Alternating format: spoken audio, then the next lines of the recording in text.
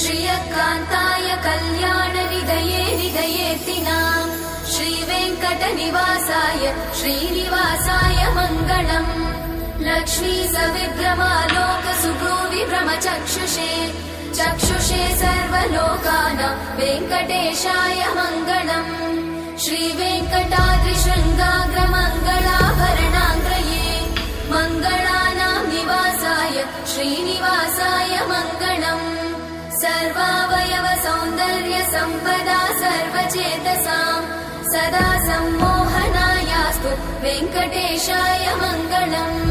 नित्याय निरवध्याय सत्यानन्दचिदात्मने सर्वान्तरात्मने श्रीमद् वेङ्कटेशाय मङ्गलम्।